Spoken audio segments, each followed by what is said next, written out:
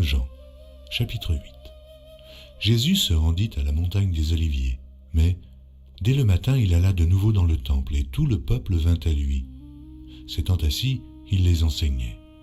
Alors les scribes et les pharisiens amenèrent une femme surprise en adultère, et la plaçant au milieu du peuple, ils dirent à Jésus, « Maître, cette femme a été surprise en flagrant délit d'adultère. Moïse, dans la loi, nous a ordonné de lapider de telles femmes. Toi donc, que dis-tu » Il disait cela pour l'éprouver, afin de pouvoir l'accuser. Mais Jésus, s'étant baissé, écrivait, avec le doigt sur la terre.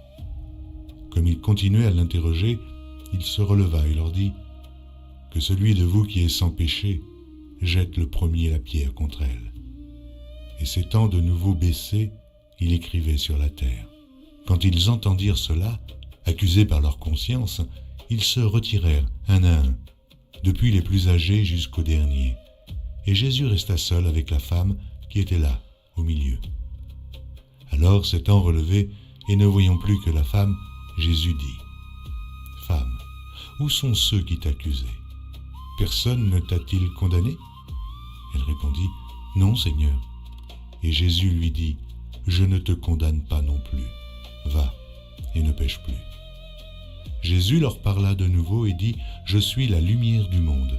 Celui qui me suit ne marchera pas dans les ténèbres, mais il aura la lumière de la vie. » Là-dessus, les pharisiens lui dirent, « Tu rends témoignage de toi-même, ton témoignage n'est pas vrai. » Jésus leur répondit, « Quoique je rende témoignage de moi-même, mon témoignage est vrai, car je sais d'où je suis venu et où je vais. Mais vous ne savez d'où je viens, ni où je vais. Vous jugez selon la chair, moi, je ne juge personne. Et si je juge, mon jugement est vrai, car je ne suis pas seul, mais le Père qui m'a envoyé est avec moi. Il est écrit dans votre loi que le témoignage de deux hommes est vrai. Je rends témoignage de moi-même, et le Père qui m'a envoyé rend témoignage de moi. » Ils lui dirent donc, « Où est ton Père ?» Jésus répondit, « Vous ne connaissez ni moi, ni mon Père. Si vous me connaissiez, vous connaîtriez aussi mon Père. » Jésus dit ces paroles, enseignant dans le temple, au lieu où était le trésor, et personne ne le saisit parce que son heure n'était pas encore venue. Jésus leur dit encore, « Je m'en vais, et vous me chercherez, et vous mourrez dans votre péché, vous ne pouvez venir où je vais. » Sur quoi les Juifs dirent, « Se tuera-t-il lui-même, puisqu'il dit, vous ne pouvez venir où je vais ?» Et il leur dit, « Vous êtes d'en bas, moi je suis d'en haut. Vous êtes de ce monde, moi je ne suis pas de ce monde. C'est pourquoi je vous ai dit que vous mourrez dans vos péchés, car si vous ne croyez pas ce que je suis, vous mourrez dans vos péchés. Qui es-tu, lui dirent-ils. Jésus leur répondit, « Ce que je vous dis dès le commencement. J'ai beaucoup de choses à dire de vous et à juger en vous. Mais celui qui m'a envoyé est vrai, et ce que j'ai entendu de lui, je le dis au monde. » Ils ne comprirent point qu'il leur parlait du Père.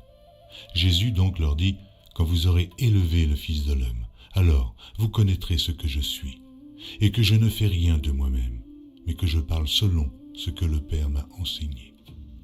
Celui qui m'a envoyé est avec moi, il ne m'a pas laissé seul, parce que je fais toujours ce qui lui est agréable. » Comme Jésus parlait ainsi, plusieurs crurent en lui, et il dit aux Juifs qui avaient cru en lui, « Si vous demeurez dans ma parole, vous êtes vraiment mes disciples, vous connaîtrez la vérité, et la vérité vous affranchira. » Ils lui répondirent, « Nous sommes la postérité d'Abraham, et nous ne fûmes jamais esclaves de personne.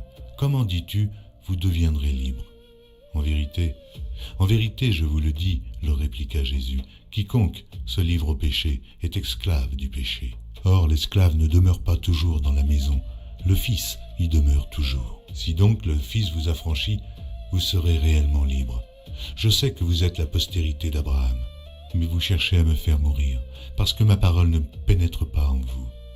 Je dis ce que j'ai vu chez mon Père, et vous faites ce que vous avez entendu de la part de votre Père.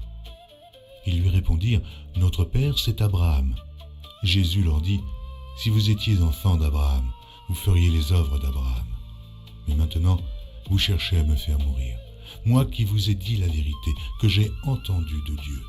Cela, Abraham ne l'a point fait.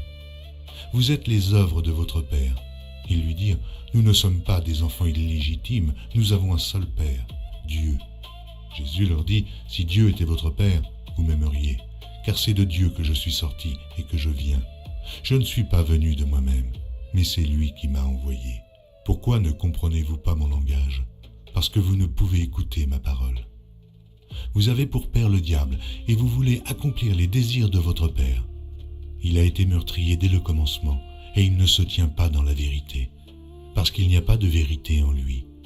Lorsqu'il profère le mensonge, il parle de son propre fond, car il est menteur, et le père du mensonge. Et moi, parce que je dis la vérité, vous ne me croyez pas. Qui de vous me convaincra de péché? Si je dis la vérité, pourquoi ne me croyez-vous pas? Celui qui est de Dieu écoute les paroles de Dieu. Vous n'écoutez pas, parce que vous n'êtes pas de Dieu. Les Juifs lui répondirent, « N'avons-nous pas raison de dire que tu es un Samaritain et que tu as un démon ?»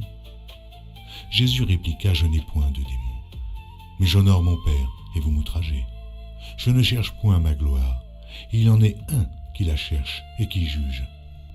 En vérité, je vous le dis, si quelqu'un garde ma parole, il ne verra jamais la mort. » Maintenant, lui dirent les Juifs, « Nous connaissons que tu as un démon. Abraham est mort, les prophètes aussi. Et tu dis, si quelqu'un garde ma parole, il ne verra jamais la mort. Es-tu plus grand que notre père Abraham qui est mort? Les prophètes aussi sont morts. Qui prétends-tu être? » Jésus répondit, « Si je me glorifie moi-même, ma gloire n'est rien. C'est mon Père qui me glorifie. Lui, que vous dites être votre Dieu, et que vous ne connaissez pas. Pour moi, je le connais. Et si je disais que je ne le connais pas, je serais semblable à vous, un menteur. Mais je le connais, et je garde sa parole. Abraham, votre père, a tressailli de joie de ce qu'il verrait mon jour. Il l'a vu, et il s'est réjoui.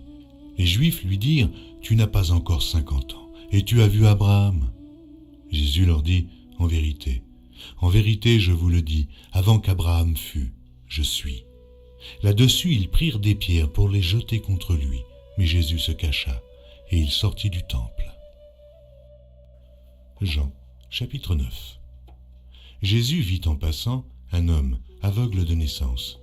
Ses disciples lui firent cette question, « Rabbi, qui a péché, cet homme ou ses parents, pour qu'il soit né aveugle ?» Jésus répondit, « Ce n'est pas que lui ou ses parents aient péché, mais c'est afin que les œuvres de Dieu soient manifestées en lui. Il faut que je fasse, tandis qu'il est jour, les œuvres de celui qui m'a envoyé. La nuit vient où personne ne peut travailler.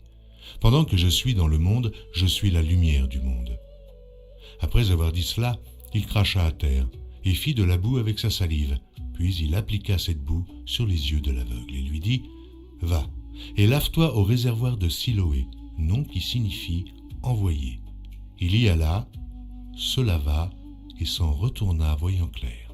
Ses voisins et ceux qui auparavant l'avaient connu comme un mendiant disaient, « N'est-ce pas là celui qui se tenait assis et qui mendiait ?»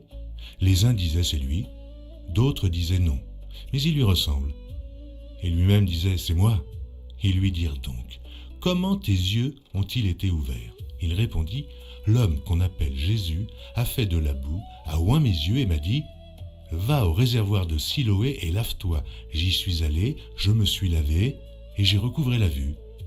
Ils lui dirent, « Mais où est cet homme ?» Il répondit, « Je ne sais. » Ils menèrent vers les pharisiens celui qui avait été aveugle.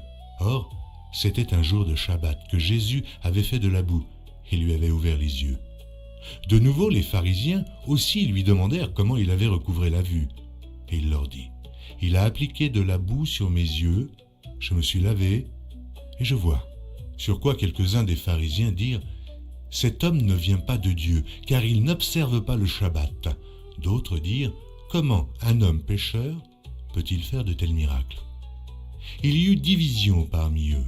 Ils dirent encore à l'aveugle, « Toi, que dis-tu de lui, sur ce qu'il t'a ouvert les yeux ?»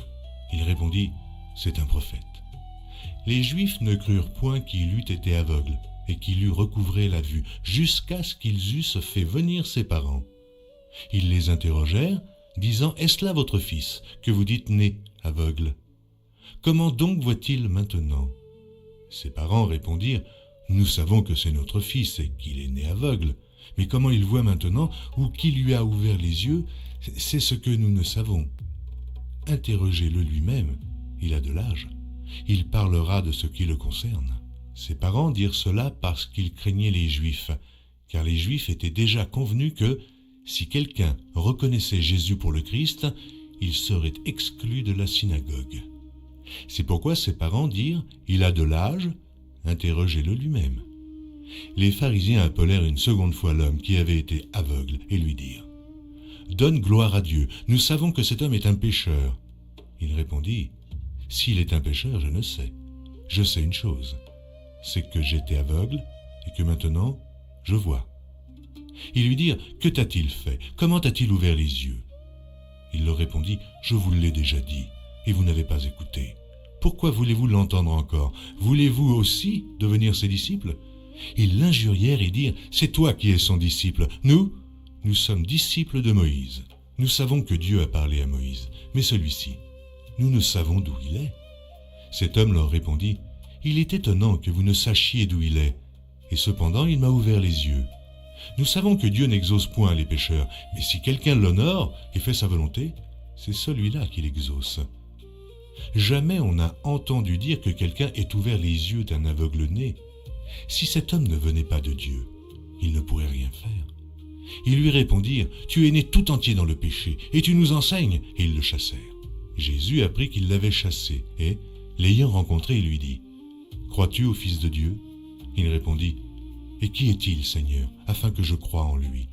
« Tu l'as vu, lui dit Jésus, et celui qui te parle, c'est lui. » Et il dit « Je crois, Seigneur » et il se prosterna devant lui. Puis Jésus dit « Je suis venu dans ce monde pour un jugement, pour que ceux qui ne voient point voient, et que ceux qui voient deviennent aveugles. » Quelques pharisiens qui étaient avec lui, ayant entendu ces paroles, lui dirent « Nous aussi, sommes-nous aveugles ?»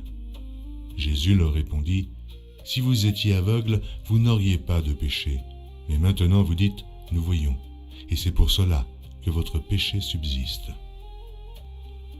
Jean, chapitre 10. En vérité, je vous le dis, celui qui n'entre pas par la porte dans la bergerie, mais qui y monte par ailleurs, est un voleur et un brigand. Mais celui qui entre par la porte est le berger des brebis. Le portier lui ouvre, et les brebis entendent sa voix. Il appelle par leur nom les brebis qui lui appartiennent, et il les conduit dehors. Lorsqu'il a fait sortir toutes ses propres brebis, il marche devant elles, et les brebis le suivent, parce qu'elles connaissent sa voix. Elles ne suivront point un étranger, mais elles fuiront loin de lui, parce qu'elles ne connaissent pas la voix des étrangers. Jésus leur dit cette parabole, mais ils ne comprirent pas de quoi il leur parlait. Jésus leur dit encore en vérité, je vous le dis, je suis la porte des brebis. Tous ceux qui sont venus avant moi sont des voleurs et des brigands, mais les brebis ne les ont point écoutés. Je suis la porte. Si quelqu'un entre par moi, il sera sauvé. Il entrera et il sortira, et il trouvera des pâturages. Le voleur ne vient que pour dérober, égorger et détruire. Moi, je suis venu afin que les brebis aient la vie et qu'elles soient dans l'abondance. Je suis le bon berger. Le bon berger donne sa vie pour ses brebis. Mais le mercenaire, qui n'est pas le berger et à qui n'appartiennent pas les brebis, voit venir le loup, abandonne les brebis et prend la fuite, et le loup les ravit et les disperse. Le mercenaire s'enfuit parce qu'il est mercenaire et qu'il ne se met point en peine des brebis. Je suis le bon berger. Je connais mes brebis et elles me connaissent, comme le Père me connaît et comme je connais le Père, et je donne ma vie pour mes brebis. J'ai encore d'autres brebis qui ne sont pas de cette bergerie. Celles-là, il faut que je les amène. Elles entendront ma voix et il y aura un seul troupeau et un seul berger. Le Père m'aime parce que je donne ma vie afin de la reprendre. Personne ne me l'ôte, mais je la donne de moi-même. J'ai le pouvoir de la donner et j'ai le pouvoir de la reprendre. Tel est l'ordre que j'ai reçu de mon Père. Il y eut de nouveau, à cause de ces paroles, division parmi les Juifs. Plusieurs d'entre eux disaient « Il a un démon, il est fou. Pourquoi l'écoutez-vous » D'autres disaient « Ce ne sont pas les paroles d'un démoniaque. Un démon peut-il ouvrir les yeux des aveugles ?» On célébrait à Jérusalem la fête de la dédicace. C'était l'hiver. Et Jésus se promenait dans le temple. sous le portique de Salomon. Les Juifs l'entourèrent et lui dirent « Jusque à quand tiendras-tu nos esprits en suspens? Si tu es le Christ, dis-le-nous franchement. » Jésus leur dit « Je vous l'ai dit, et vous ne croyez pas. Les œuvres que je fais au nom de mon Père rendent témoignage de moi. Mais vous ne me croyez pas, parce que vous n'êtes pas de mes brebis. Mes brebis entendent ma voix, je les connais et elles me suivent. Je donne la vie éternelle et elles ne périront jamais, et personne ne les ravira de ma main. Mon Père qui me les a donnés est plus grand que tous, et personne ne peut les ravir de la main de mon Père. Moi et le Père, nous sommes un. » Alors les Juifs prirent de nouveau des pierres pour le lapider. Jésus leur dit « Je vous ai fait voir plusieurs bonnes œuvres venant de mon Père. Et pour laquelle me lapidez-vous » Les Juifs répondirent « Ce n'est point pour une bonne œuvre que nous te lapidons, mais pour un blasphème, et parce que toi, qui es homme, tu te fais Dieu. » Jésus leur répondit « N'est-il pas écrit dans votre loi, j'ai dit, vous êtes des dieux. Si elle a appelé Dieu ceux à qui la parole de Dieu a été adressée, et si l'écriture ne peut être anéantie, celui que le Père a sanctifié et envoyé dans le monde, vous lui dites tu blasphèmes. Et cela parce que j'ai dit je suis le Fils de Dieu. Si je ne fais pas les œuvres de mon Père, ne me croyez pas. Mais si je les fais quand même, vous ne me croyez point. Croyez à ces œuvres, afin que vous sachiez et reconnaissiez que le Père est en moi et que je suis dans le Père. » Là-dessus, ils cherchèrent encore à le saisir, mais il s'échappa de leurs mains. Jésus s'en alla de nouveau au-delà du Jourdain, dans le lieu où Jean avait d'abord baptisé, et il y demeura.